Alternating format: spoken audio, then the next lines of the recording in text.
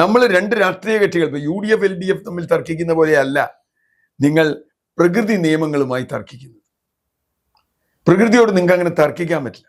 അഭിമാന പദ്ധതി എന്ന പേരിൽ എല്ലാ അഭിമാനവും നടത്തിയിട്ട് എന്ത് ഗുണമുണ്ടായി നമുക്കറിയില്ല. വയനാട്ടിൽ ഒരു സീറ്റ് കിട്ടിയില്ല, കോഴിക്കോട് പോലും ആ പോണ പ്രദേശം മുഴുവൻ സീറ്റും പോയി. എന്നിട്ട് എന്താ അതുകൊണ്ട് എന്ത് നേട്ടം സർക്കാരിന് ഉണ്ടായെന്ന് എനിക്ക് മനസ്സിലായില്ല. കിഫ്ബിയാണ് ഇതിന്റെ ഏജൻസി. കിഫ്ബി നിർബന്ധം പിടിച്ചു. അങ്ങനെ ഡിസാസ്റ്റർ മാനേജ്മെന്റുകാർ ഒന്ന് പറഞ്ഞു അയ്യോ ഇതിൽ കുഴപ്പമുണ്ട്. കിഫ്ബി പറഞ്ഞു അതൊന്നും നിങ്ങൾ നോക്കണ്ട, ഡിസാസ്റ്ററൊക്കെ ഞങ്ങൾ നോക്കിക്കോളാം, നിങ്ങളിപ്പോൾ അതിനെപ്പറ്റി ഒന്നും പറയണ്ട, പരിസ്ഥിതിയൊക്കെ ഞങ്ങൾ നോക്കിക്കോളാം. സർക്കാർ കാലാവധി തീരുന്നതിന് മുമ്പ് ഉദ്ഘാടനം ചെയ്യണം ആണ് ആവശ്യം. അതുപോലെ ഷൈലോക്കിനോട് പറയാണ് രക്തം ചിന്താതെ മാംസം എടുത്തോളാൻ പറയുന്ന പോലെയുള്ള ഒരു കളിയാണ്. രക്തം ചിന്താതെ മാംസം എടുക്കാൻ ഷൈലോക്ക് പിന്നെ ബുദ്ധിയുള്ളവൻ ചെയ്തില്ല. പക്ഷെ ഇവിടെ എന്താ, രക്തം ചിന്താതെ മാംസം എടുത്താലും കുഴപ്പമില്ല എന്ന് ഇവിടുത്തെ ഗവൺമെന്റ് തീരുമാനിച്ചു. പോളിസി ഡിസിഷനാണ്.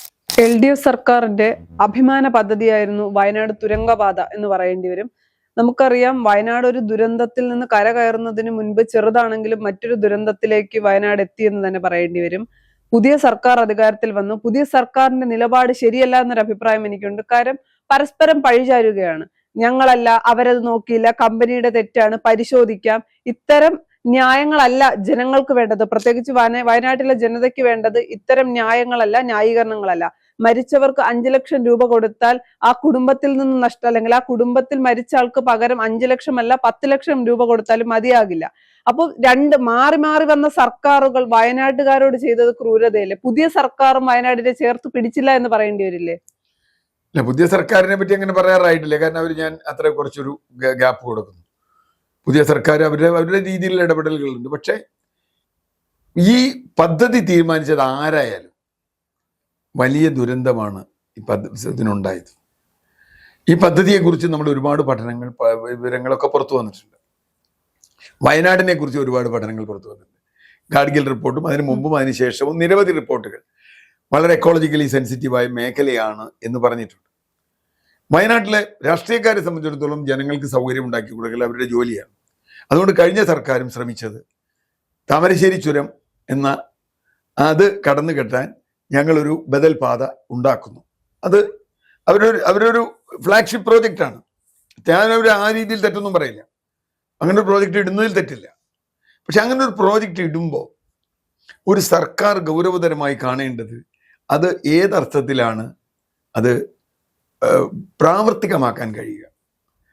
പല കാരണങ്ങളുണ്ട്. ഇപ്പോൾ നമ്മൾ ഏത് പ്രോജക്റ്റ് എടുക്കുമ്പോഴും അതിൻ്റെ സാമ്പത്തിക കാരണങ്ങൾ, സാമൂഹിക കാരണങ്ങൾ, പാരിസ്ഥിതികം ഇപ്പോൾ വളരെ പ്രത്യേകതയുള്ളതാണ്. പാരിസ്ഥിതികവും ഡിസാസ്റ്ററും ദുരന്തവും. ഈ പദ്ധതി വിഭാവനം ചെയ്യുന്ന കാലം മുതൽ ഇതിനെ എതിർക്കുന്ന ആളുകളാണ് ഞങ്ങൾ. നമ്മൾ പിന്നെ വികസന വിരുദ്ധരാണ്, ദേശവിരുദ്ധരാണ് എന്നൊക്കെ പറഞ്ഞോട്ടെ, കുഴപ്പമില്ല. പക്ഷേ ശ്രദ്ധയോടെ ഇത് ചെയ്യാവൂ എന്ന് അന്ന് മുതൽ പറയുന്ന ആളുകളാണ്. അതിന് കാരണം ഞങ്ങൾ മാത്രമല്ല, ഇതിനെപ്പറ്റി സർക്കാരിൻ്റെ ഏജൻസീസ് പഠിച്ചു കൊടുത്ത റിപ്പോർട്ടുകൾ നമ്മുടെ മുമ്പിലുണ്ട്. ഈ പദ്ധതി തന്നെ സ്റ്റേറ്റ് ലെവൽ എക്സ്പെർട്ട് കമ്മിറ്റി എന്ന് പറയുന്നത് സംസ്ഥാന സർക്കാരിൻ്റെ കീഴിലുള്ളതാണ്. ആ സ്ഥാപനം ആദ്യം ഇത് പറ്റില്ല എന്ന് പറഞ്ഞ് തള്ളിയതാണ്. അതിനൊരു കാരണം പറഞ്ഞിട്ടുണ്ട്. ഒന്ന്, വയനാട് സെൻസിറ്റീവാണ്, എക്കോളജിക്കൽ സെൻസിറ്റീവാണ്.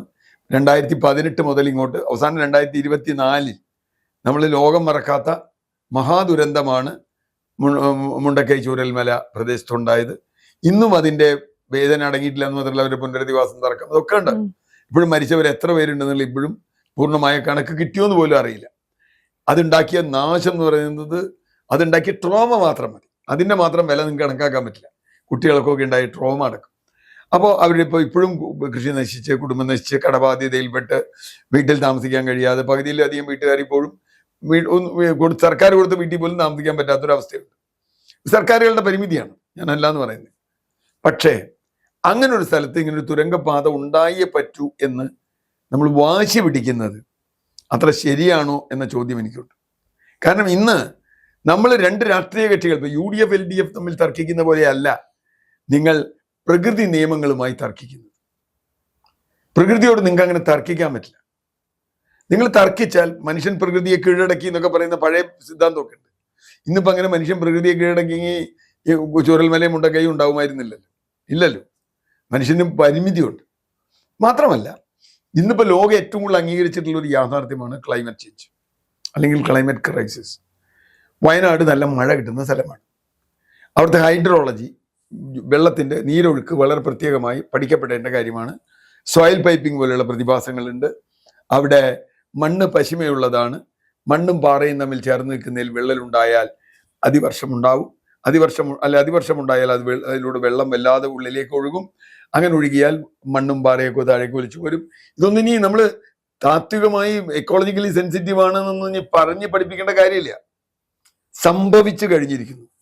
അതുകൊണ്ടാണ് പാരിസ്ഥിതിക പഠനം നടത്തിയ ഏജൻസികൾ, ജിയോളജിക്കൽ ഏജൻസികൾ എല്ലാവരും തന്നെ ഇത് വേണ്ട എന്ന് പറഞ്ഞത്. പക്ഷെ സർക്കാർ, അവിടെയാണ് സർക്കാർ തെറ്റുപറ്റിയത്. ഇപ്പോൾ ഒരു വിദഗ്ധനുണ്ടെങ്കിൽ ആ വിദഗ്ധന്റെ അഭിപ്രായത്തിന്, അല്ലെങ്കിൽ ഒരു സംഘം വിദഗ്ധരെ സർക്കാർ നിയോഗിച്ചാൽ അവരുടെ അഭിപ്രായത്തിന് നമ്മൾ മുൻഗണന കൊടുക്കണം. അതിനെ മറികടക്കാൻ, അല്ലെങ്കിൽ നമുക്ക് കഴിയുമെങ്കിൽ ശരിയാ, അതിനെ മറികടക്കാൻ നമുക്ക് കഴിയുമെന്നുണ്ടെങ്കിൽ ശരിയാ. അല്ലാതെ ഇപ്പോൾ ഒരാൾ ഒരു രോഗിയെ ഡോക്ടർ പരിശോധിക്കാൻ വന്നിട്ട് അയാൾ മരിച്ചിട്ടില്ല എന്ന് ഡോക്ടർ പറയുമ്പോൾ മന്ത്രി പറയുകയാണ് അയാൾ മരിച്ചു, അല്ലെങ്കിൽ മുഖ്യമന്ത്രി പറഞ്ഞു അയാൾ മരിച്ചു എന്ന് പറഞ്ഞാൽ അത് ശരിയല്ലല്ലോ. കാരണം ഒരു സയന്റിഫിക് ട്രൂത്ത് ഉണ്ട് അവിടെ, ശാസ്ത്ര സത്യമുണ്ട്. അതാണ് നമ്മൾ ശാസ്ത്രീയത എന്ന് പറയുന്നത്. ശാസ്ത്രീയത എങ്ങനെയും മറികടക്കാം. മന്ത്രി പറഞ്ഞു, അല്ലെങ്കിൽ ഏത് മന്ത്രിയായാലും മന്ത്രി പറഞ്ഞു, അല്ലെങ്കിൽ ചീഫ് സെക്രട്ടറി പറഞ്ഞു എന്നുള്ളതില്ലല്ലോ. ചീഫ് സെക്രട്ടറിക്ക് അല്ലല്ലോ അയാൾ മരിച്ചോ ഇല്ലയോ എന്നറിയാം. അപ്പൊ ആ ശാസ്ത്രീയ സത്യം അവിടെ ഉണ്ട്. ആ സത്യത്തെ നിങ്ങൾക്ക് അറിയാൻ കഴിയണം, അത് അംഗീകരിക്കണം, അതാണ് കാര്യം. പക്ഷെ ഇവിടെ അംഗീകരിച്ചില്ല. ഈ പറഞ്ഞതുപോലെ അഭിമാന പദ്ധതി എന്ന പേരിൽ എല്ലാ അഭിമാനവും നടത്തിയിട്ട് എന്ത് ഗുണമുണ്ടായി നമുക്കറിയില്ല.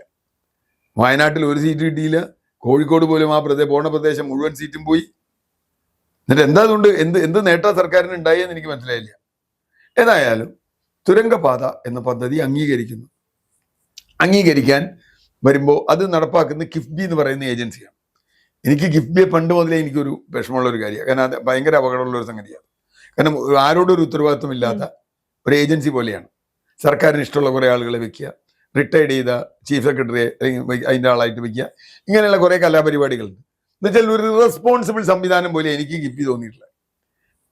അവർ പിന്നെ 100 കോടി 120 കോടി രൂപ സർക്കാരിൻ്റെ അല്ലെങ്കിൽ ഇലക്ഷൻ പ്രചരണത്തിന് ഉപയോഗിക്കുക. ഇത്തരം കലാപരിപാടികളൊന്നും ഒരു സ്ഥാപനത്തിന് യോജിച്ചതല്ല എന്നാണ് ഞാനിപ്പോഴും കണക്കാക്കുന്നത്. ഏതായാലും കിഫ്ബിയാണ് ഇതിൻ്റെ ചുമതല ഏൽപ്പിച്ചത്. കിഫ്ബിയുടെ തലപ്പത്തിരിക്കുന്ന ആളുകൾ എന്ന് പറഞ്ഞാൽ സർക്കാരിന് വളരെ വേണ്ടപ്പെട്ട ആളുകളാണ്. രാഷ്ട്രീയമായി പോലും സർക്കാരിനെ പിന്തുണയ്ക്കുന്നവരാണ്. അപ്പം എന്ത് സംഭവിച്ചു? ഈ പാരിസ്ഥിതിക റിപ്പോർട്ട് വന്നു കഴിഞ്ഞപ്പോൾ ഇവര് അത് പറ്റില്ല, മാറ്റണം, നിർബന്ധം പിടിച്ചു. ഉറപ്പാണ്, കിഫ്ബിയാണ് ഇതിൻ്റെ ഏജൻസി. കിഫ്ബി നിർബന്ധം പിടിച്ചു. അങ്ങനെ ഡിസാസ്റ്റർ മാനേജ്മെന്റുകാർ എന്ന് പറഞ്ഞു അയ്യോ ഇതിൽ കുഴപ്പമുണ്ട്. കിഫ്ബി പറഞ്ഞു അതൊന്നും നിങ്ങൾ നോക്കണ്ട, ഡിസാസ്റ്ററൊക്കെ ഞങ്ങൾ നോക്കിക്കോളാം, നിങ്ങളിപ്പോൾ അതിനെപ്പറ്റി ഒന്നും പറയണ്ട, പരിസ്ഥിതിയൊക്കെ ഞങ്ങൾ നോക്കിക്കോളാം. സർക്കാർ കാലാവധി തീരുന്നതിന് മുമ്പ് ഉദ്ഘാടനം ചെയ്യണം ആണ് ആവശ്യം. അപ്പൊ പദ്ധതി നടക്കുമെന്നറിയാതെ ഉദ്ഘാടനം ചെയ്യണം തീരുമാനിക്കുന്നതിൽ ഒരു കാര്യം ഒന്ന് ആലോചിച്ചു. അതൊന്നും. അത് കഴിഞ്ഞു SCAC എന്ന് പറയുന്ന ഇവിടുത്തെ പരിസ്ഥിതി കമ്മിറ്റി കൊണ്ട് നിർബന്ധമായും അനുമതി കൊടുപ്പിച്ചു. അവർ കുറേ വ്യവസ്ഥകൾ എഴുതി. അതും കഴിഞ്ഞു കേന്ദ്ര ഗവൺമെന്റ് കൊടുത്തു. അപ്പൊ അവർ നോക്കിയപ്പോഴും ഇതിൽ കുഴപ്പമുണ്ട്. അവർ 50 വ്യവസ്ഥ വെച്ചു. സാമാന്യ ബുദ്ധിക്ക് ഉള്ള നമുക്കാണെങ്കിലും ആ വ്യവസ്ഥ വായിച്ചാൽ ആ പദ്ധതി നടപ്പാവില്ല. വ്യവസ്ഥ പാലിച്ചുകൊണ്ട് ആ പദ്ധതി നടപ്പാക്കാൻ പറ്റില്ല. മറ്റൊരു സ്ഥലത്ത് പറഞ്ഞതുപോലെ ഷൈലോക്കിനോട് പറയാണ് രക്തം ചിന്താതെ മാംസം എടുത്തോളാൻ പറയുന്ന പോലെയുള്ള ഒരു കളിയാണ്. രക്തം ചിന്താതെ മാംസം എടുക്കാൻ ഷൈലോക്ക് പിന്നെ ബുദ്ധിയുള്ളവൻ ചെയ്തില്ല. പക്ഷെ ഇവിടെ എന്താ, രക്തം ചിന്താതെ മാംസം എടുത്താലും കുഴപ്പമില്ല എന്ന് ഇവിടുത്തെ ഗവൺമെന്റ് തീരുമാനിച്ചു.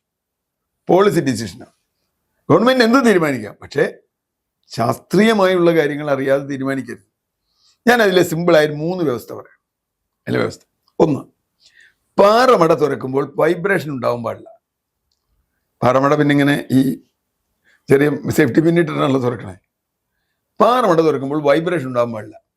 വൈബ്രേഷൻ ഉണ്ടായാൽ അത് അവിടെ അല്ല, ആ പാറയുടെ മൊത്തം ലെങ്ത്തിൽ അത് ബാധിക്കും. പാറയും മണ്ണും തമ്മിലുള്ള ബന്ധം മാറും. അതുകൊണ്ട് വെള്ളം അതിവർഷം വന്നാൽ ഇത് തുറക്കുമ്പോൾ ഉണ്ടായിക്കൊള്ളുന്നില്ല. തുറന്ന് കഴിയുമ്പോൾ വൈബ്രേഷൻ ഉണ്ടാവും, മണ്ണും പാറയും തമ്മിൽ ബന്ധം നിൽക്കും. അതിവർഷം പെയ്യുമ്പോൾ അതിലെ വെള്ളം വീഴുന്നുണ്ട് വീഴും. ഇത്രേ ഉള്ളൂ. അപ്പോൾ വൈബ്രേഷൻ ഉണ്ടാവാതെ പാറ തുറക്കണം എന്ന് പറഞ്ഞാൽ അത് നമുക്ക് പാറ തുറക്കാൻ ലോകത്തിൽ ഒരു മനുഷ്യനും പറ്റില്ല. അപ്പോൾ ഒരു വ്യവസ്ഥയത്. രണ്ടാമത്തെ ഒരു വ്യവസ്ഥ, ഇതിന്റെ ഹൈഡ്രോളജിക്കൽ പാത്ത് പഠിക്കണം. എന്നുവെച്ചാൽ വെള്ളം പോകുന്ന വഴികൾ പഠിക്കണം. ഈ വ്യവസ്ഥ നടപ്പാവില്ല. വെള്ളം പോകുന്ന വഴി പഠിച്ചാൽ ഈ തുറങ്ങുണ്ടാക്കാൻ പറ്റില്ല. ഇതിന്റെ ജിയോളജിക്കൽ, അതായത് ഭൗമശാസ്ത്രപരമായി മണ്ണിന്റെ സ്വഭാവം, കയറ്റിറക്കം പഠിക്കണം. കാലാവസ്ഥ വ്യതിയാനം പഠിക്കണം. മറ്റൊന്ന് ഡിസാസ്റ്റർ മാനേജ്മെന്റ് സാധ്യതകൾ പഠിക്കണം. മണ്ണ് എങ്ങോട്ട് മാറ്റണം. ഇപ്പം മണ്ണ് മാറ്റുന്നതാണല്ലോ ഒരു വലിയ പ്രശ്നമായത്. മണ്ണെടുത്താൽ എങ്ങോട്ട് മാറ്റണം, എവിടെ സ്റ്റോർ ചെയ്യണം, ഇത്തരം കാര്യങ്ങൾ. ഈ വ്യവസ്ഥകൾ പാലിച്ചുകൊണ്ട് ഇത് നടപ്പാക്കാൻ കഴിയില്ല എന്നുള്ളത് സാമാന്യ ബുദ്ധിയുള്ളവർക്ക് മുഴുവൻ അറിയാം. എങ്കിലും ഈ പെർമിഷൻ ഉണ്ട് എന്ന് പറഞ്ഞു. ആ പെർമിഷൻ ഉപയോഗിച്ചു. ആദ്യം കിഫ്ബി നമ്മുടെ കൊങ്കൺ റെയിൽവേക്ക് കൊടുത്തു. അപ്പൊ ആർക്കും അതിന് പ്രാഥമിക ഉത്തരവാദിത്തം കിഫ്ബിക്കാണ്. കിഫ്ബി കൊങ്കൺ റെയിൽവേക്ക് കൊടുക്കുമ്പോൾ അവർ, ഞാൻ എൻ്റെ സബ് കോൺട്രാക്ടറോട് പറയുമ്പോൾ ഞാൻ പറയേണ്ട കാര്യം എന്താ, ഇന്ന വ്യവസ്ഥയൊക്കെ ഉണ്ട് കേട്ടോ, വ്യവസ്ഥ ലംഘിച്ചാൽ നിങ്ങളുടെ പണി പോകും. അയാൾ വേറെ ദിലീപ് ബിൽഡ്കോൺ എന്ന് പറയുന്ന വേറൊരു പാർട്ടിക്ക് കൊടുത്തു. അയാളോട് പറയണ്ടേ? അപ്പൊ അന്തിമമായി ഈ വ്യവസ്ഥകൾ പാലിക്കാൻ ആരാണ് ബാധ്യതപ്പെട്ടത്? അപ്പൊ ഈ വ്യവസ്ഥ ലംഘിച്ചുകൊണ്ടിരിക്കുകയായിരുന്നു. അതാണ് ഇപ്പൊ നമ്മൾ കണ്ടൊരു കാര്യം. എല്ലാ വ്യവസ്ഥകളും ലംഘിച്ചു. ഒരു പഠനം നടത്തിയില്ല. ഡിസാസ്റ്റർ മാനേജ്മെന്റിന്റെ ഇത് ലംഘിച്ചു. ഈ പറഞ്ഞ പോലെ പാറ ഖനനം ചെയ്യുമ്പോൾ വൈബ്രേഷൻ ഉണ്ടാവില്ല എന്നുള്ളത് ലംഘിച്ചു. ഇതെല്ലാം കഴിഞ്ഞ് അവസാനം എന്ത് പറ്റി? അവസാനം അപകടം ഉണ്ടായി. അപകടം ഉണ്ടായി കഴിഞ്ഞപ്പോൾ എല്ലാവരും കൈയൊഴിഞ്ഞു. കഴിഞ്ഞ സർക്കാരാണോ ഇപ്പോഴത്തെ സർക്കാരോ, ജനങ്ങളെ സംബന്ധിച്ചിടത്തോളം ഏത് സർക്കാരാന്നുള്ളതല്ലല്ലോ. നമ്മൾ നികുതി കൊടുക്കുക എല്ലാ സർക്കാരിനും. മുഖ്യമന്ത്രി മാറി എന്നുള്ളത് കൊണ്ട് നമുക്ക് പ്രത്യേകിച്ച് കാര്യമൊന്നുമില്ല. അപ്പോൾ ഇപ്പോഴത്തെ മുഖ്യമന്ത്രിക്ക് ഒരു ലോക്കൽ സ്റ്റാൻഡുള്ള ഒരു കാര്യം, അദ്ദേഹം അന്ന് തന്നെ ഈ പ്രോജക്റ്റ് വരുമ്പോൾ തന്നെ പ്രതിപക്ഷ നേതാവ് എന്നുള്ള നിലയ്ക്ക് ഈ ജിയോളജിക്കൽ പരിശോധന നടത്തണം എന്ന് അദ്ദേഹത്തിനെ കളിയാക്കിയത് മണ്ണ് പരിശോധകൻ എന്നാണ് പറഞ്ഞതാണ്. അത് ചെയ്തില്ല. പരിസ്ഥിതി നിയമങ്ങൾ ഉണ്ടെങ്കിൽ അത് പാലിച്ചുകൊണ്ട്, സുരക്ഷാ മാനദണ്ഡങ്ങൾ പാലിച്ചുകൊണ്ടല്ലാതെ ചെയ്യരുത് എന്ന് പറഞ്ഞിട്ടുണ്ട്. ഇപ്പൊ തർക്കം എന്താ? ഇവര് കോൺട്രാക്ടർ പറഞ്ഞു ഞങ്ങളെല്ലാം പാലിച്ചിട്ടുണ്ടോ? ആരാ പരിശോധിച്ചേ? എവിടെയാ പരിശോധന നടത്തി? ഇപ്പോൾ ഒരു ഉദാഹരണം, കഴിഞ്ഞ 25-ാം തീയതിയാണ് മണ്ണ് കൂട്ടിയിട്ടത് മാറ്റണം എന്ന് പറഞ്ഞു. മണ്ണ് കൂട്ടിയിട്ടത് മാറ്റണം എന്ന് പറഞ്ഞു, അവർ മാറ്റിയില്ല. അപ്പോ അത് ആരെങ്കിലും പിന്നെ പരിശോധിച്ചോ? ഡിസാസ്റ്റർ മാനേജ്മെന്റുകാർ പിന്നെ പോയി നോക്കിയോ? ജില്ലാ ഭരണകൂടം പോയി നോക്കിയോ? ഞാൻ പറഞ്ഞത്, ഞാനിത് ജില്ലാ ഭരണകൂടമോ സംസ്ഥാന ഭരണകൂടമോ ഇപ്പോഴത്തെ മുഖ്യമന്ത്രിയോ പഴയ മുഖ്യമന്ത്രിയോ എന്നുള്ളതല്ല. നമ്മളിങ്ങനെ ഒരു കാര്യം ചെയ്യുമ്പോൾ ഏത് കാലത്തായാലും, ഇപ്പം എന്തായാലും തൽക്കാലം അതിന് നിർമ്മാണം നിർത്തിവെച്ചിട്ടുണ്ട്. നല്ല കാര്യമാണ്. കാരണം പഠനം നടത്താതെ ചെയ്യാൻ പാടില്ല. ചെയ്തു കഴിഞ്ഞാൽ എന്താ സംഭവിക്കുക? നാളെ ഇതിനേക്കാൾ വലിയൊരു ദുരന്തം ഉണ്ടാവില്ല എന്ന് പറയാൻ പറ്റില്ല. അപ്പൊ പിന്നെ കഴിഞ്ഞ ഗവൺമെന്റ് ഏതാണ്, ഈ ഗവൺമെന്റ് ഏതാണെന്ന് പറഞ്ഞിട്ട് കാര്യം നിങ്ങൾ പിന്നെ എന്തിനാ തുടർന്നേന്ന് ചോദിക്കില്ലേ? കഴിഞ്ഞ ഗവൺമെന്റ് ഏതാണ്ട് തുടർന്നു എന്ന് പറയില്ലേ? ഈ പുതിയ ഗവൺമെന്റിന് പോലും ഈ മുഖ്യമന്ത്രിക്കും ഒരു ദുരന്തം ഉണ്ടാവേണ്ടി വന്നത് പരിശോധിക്കാൻ. ഞാൻ അവിടെയാണ് എൻ്റെ പ്രശ്നം. ഈ ഗവൺമെന്റിനോട് എനിക്കുള്ള വിരോധം കുറച്ച് പോപ്പുലിസ്റ്റ് അല്ലാതാവട്ടെ. അവർ അധികാരം ഏൽക്കുമ്പോൾ ഇന്ന വ്യവസ്ഥകളുണ്ട്, ഈ വ്യവസ്ഥകൾ നിങ്ങൾ പാലിച്ചിട്ടില്ലെങ്കിൽ നടത്തണ്ട എന്ന് പറയാനുള്ള ധൈര്യം ഉണ്ടാവണം. പക്ഷെ അത് രാഷ്ട്രീയ പാർട്ടികൾക്ക് ഉണ്ടാവില്ല. കാരണം ജനകീയമായ പദ്ധതിയാണെന്ന് പറഞ്ഞിട്ടാണല്ലോ കൊണ്ടുവന്നത്. ഇപ്പോ ബ്ലാസ്റ്റ് ഉദ്ഘാടനം ചെയ്ത മുഖ്യമന്ത്രി അന്നത്തെ, ആ മുഖ്യമന്ത്രിക്ക് അന്ന് നോക്കാലോ വൈബ്രേഷൻ ഉണ്ടോന്ന്. ഞാൻ ഉദ്ഘാടനം ചെയ്യുന്ന സമയത്ത് വൈബ്രേഷൻ ഉണ്ടോ നോക്കാലോ, അതിനുശേഷം വൈബ്രേഷൻ ഉണ്ടായി നോക്കാലോ. ഞാൻ പറയുന്നത് ഇനി ഇതൊരു കേവലം ആരെങ്കിലും കുറ്റപ്പെടുത്താനുള്ള അന്വേഷണമല്ല, ആരെങ്കിലും ശരിയോ തെറ്റോ എന്ന് പറയാനുള്ള അന്വേഷണമല്ല. ഇനി വിശദമായി ഇതിനെപ്പറ്റി അന്വേഷിച്ച ഇവരാരൊക്കെ തെറ്റായ റിപ്പോർട്ട് കൊടുത്തിട്ടുണ്ട്. ഇപ്പോൾ PWD പരമബദ്ധമായ റിപ്പോർട്ട് കൊടുത്തു എന്നർത്ഥം. ഇത് എക്കോളജി സെൻസിറ്റീവ് അല്ലാന്ന്. അപ്പൊ PWD അങ്ങനെ കൊടുക്കണമെങ്കിൽ എഞ്ചിനീയർമാർ അങ്ങനെ കൊടുക്കില്ലല്ലോ. എഞ്ചിനീയർമാർക്ക് വെറുതെ വീട്ടിലിരുന്നിട്ട് ഇതിങ്ങനെ തെറ്റ് കൊടുക്കേണ്ട കാര്യമല്ലോ. നാളെ അത് പിടിക്കപ്പെടുമെന്ന് അറിയാലോ. അപ്പൊ PWD മന്ത്രി അതിൽ ഇടപെട്ടിട്ടുണ്ടോ? നമുക്കറിയില്ല. അപ്പോൾ ഇനി അത് വരാൻ പാടില്ല. ഇനിയുള്ള ഒരു സ്റ്റെപ്പും പോപ്പുലിസ്റ്റായ കാര്യങ്ങൾ ഇക്കാര്യത്തിൽ ചെയ്യാൻ പാടില്ല. സതീശന്റെ സർക്കാർ ചെയ്യേണ്ടത് വളരെ സയന്റിഫിക് ആയിട്ട് മാത്രമേ പോകും. ജനങ്ങൾ ചിലപ്പോൾ എതിർത്തു എന്നൊക്കെ വരും. അയ്യോ നാളെ CBI തന്നെ ബഹളം ഉണ്ടാക്കും, പദ്ധതി ഉപേക്ഷിച്ചു, പദ്ധതി ഇല്ല എന്നൊക്കെ പറയും. അതൊന്നും സാരമില്ല, അതിലൊന്നും ഒരു കുഴപ്പമില്ല. KRL പദ്ധതി ഉപേക്ഷിച്ചില്ലേ? ജനങ്ങൾ വല്ലതും എതിരായ? KRL പദ്ധതി ഭയങ്കര ഫ്ലാഗ്ഷിപ്പാന്ന് കൊണ്ടുവന്നിട്ട് LDF ഗവൺമെന്റ് വല്ല ഗുണമുണ്ടായ? ഈ പദ്ധതി തന്നെ ഇപ്പൊ രാഷ്ട്രീയമായി മൊത്തം എടുത്ത് നോക്കൂ നീ, അപ്പോഴേ നമുക്ക് അറിയുള്ളൂ. ഈ പദ്ധതി ഉപേക്ഷിച്ചുകൊണ്ട് ജനങ്ങളൊക്കെ ഗവൺമെന്റിനെതിരാകും? ഒന്നുമില്ല. നേരെ മറിച്ച് ദുരന്തം ഉണ്ടായാൽ സർക്കാരിനെതിരാകും. അപ്പൊ അതുകൊണ്ട് ദുരന്തം ഉണ്ടാകാതെ സംരക്ഷിക്കേണ്ടത് സർക്കാരിന്റെ കടമയാണ്. ആ കടമയിൽ നിന്ന് ഈ സർക്കാർ മുന്നോട്ട് പോകാൻ പാടില്ല. പ്രത്യേകിച്ചും ഇത് ദുരന്ത സാധ്യതയുണ്ട് എന്ന് കണ്ടെത്തിയ ഒരു മുഖ്യമന്ത്രിയാണ് ഇപ്പൊ അധികാരത്തിലിരിക്കണത്. ഒരറിയാത്ത ആളല്ല. ഈ സർക്കാരിന്റെ വീഴ്ച എന്ന് പറയുന്നത് അധികാരത്തിലേക്ക് കയറുമ്പോൾ ഈ കാര്യങ്ങളെല്ലാം പരിശോധിക്കണമായിരുന്നല്ലോ. കാര്യം പ്രതിപക്ഷത്തിരുന്നപ്പോൾ ശക്തമായ വിമർശനങ്ങൾ നടത്തിയ ആൾ, അല്ലെങ്കിൽ സർക്കാർ വിമർശനം നടത്തിയ മുന്നണി അധികാരത്തിലേറുമ്പോൾ ആദ്യം പരിഗണിക്കേണ്ട കാര്യം എന്തായിരുന്നു എന്നൊരു ചോദ്യമുണ്ട്. പിന്നെ ഉത്തരവാദിത്തമില്ലാത്തല്ല, പരസ്പരം അങ്ങോട്ടും ഇങ്ങോട്ടും കുറ്റപ്പെടുത്തുന്ന രീതി ഒന്നും ശരിയല്ലല്ലോ. അല്ല, അത് കുറ്റപ്പെടുത്തിയിട്ടൊന്നും കാര്യമില്ല. ഞാൻ പറഞ്ഞത് ഇവർക്കിത് ഒരു കാര്യം ഞാൻ സമ്മതിക്കാം. ഗവൺമെന്റ് വന്നിട്ട് തുരങ്കപാത അങ്ങ് നിർത്തിവെച്ചാൽ എന്തായിരിക്കും കേരളത്തിൽ ഉണ്ടാകുമ്പോൾ ഇമ്പാക്ട്? ഇവർക്കും ഒരു ദുരന്തം ഉണ്ടായിട്ട് തന്നെ പറയാൻ പറ്റുള്ളൂ. അല്ലാണ്ട് താത്വികമായ നിലപാടെടുക്കാൻ ഇവരെ കൊണ്ട് പറ്റില്ല എന്ന് പറഞ്ഞു. അത് ഒരു രാഷ്ട്രീയ പാർട്ടിക്ക് ഇപ്പൊ കഴിയില്ല. ഒരു രാഷ്ട്രീയ പാർട്ടിക്കും ശരിയായ നിലപാടെടുത്ത് പോകാൻ കഴിയില്ല. കാരണം അനുഭവം ഉണ്ടാവണം. അനുഭവം ഉണ്ടായാൽ ഇപ്പൊ ഇനി സതീശന് ധൈര്യമായിട്ട് പറയാം ഞാൻ ഇതാണ് എന്നുള്ളത്. അല്ലെങ്കിൽ ഇപ്പൊ 2018 മുതലുള്ള ദുരന്തം ഉണ്ടായില്ലെങ്കിൽ കേരളത്തിലെ പശ്ചിമഘട്ടം പാരിസ്ഥിതികമായി ദുർബലമാണ് എന്നുള്ള 2011 ഗാഡ്ഗിൽ പറഞ്ഞ കാര്യം ആരെങ്കിലും വിശ്വസിക്കും? ഇല്ല. 2018 മുതൽ നിരന്തരം ആവർത്തിക്കുന്നുണ്ടല്ലേ ഇപ്പൊ നമ്മൾ നിങ്ങളൊരു ചർച്ച ചെയ്യണേ, അല്ലെങ്കിൽ ഇവിടുത്തെ മാധ്യമങ്ങൾ ചർച്ച ചെയ്യൂ? ഇല്ലല്ലോ. പാരിസ്ഥിതിക ദുർബലം എന്ന് പറഞ്ഞാൽ എന്തോ താത്വികമായ വിശകലനമാണെന്ന് വിചാരിക്കുള്ളൂ ആൾ. ഇതൊരു താത്വിക വിശകലനം അല്ല. ഞാനീ പറയുന്നു പാരിസ്ഥിതികം എന്ന വാക്ക് പോലും ഉപയോഗിക്കണ്ട, ദുരന്തം എന്നുള്ള വാക്ക് ഉപയോഗിച്ചാൽ മതി. ദുരന്ത നിവാരണം അല്ലെങ്കിൽ ദുരന്തം ഒഴിവാക്കലാണ് ഇപ്പൊ പ്രശ്നം. അല്ലാണ്ട് പക്ഷി പോണതോ പശു പോണതോ അനത്താര പോണതോ എന്നെ സംബന്ധിച്ചിടത്തോളം അവർക്ക് രണ്ടാമത്തെ വിഷയമാണ്. മഹാദുരന്തത്തിലേക്ക് പോകുന്നു ക്ലൈമറ്റ് ചേഞ്ചിന്റെ സാഹചര്യത്തിൽ.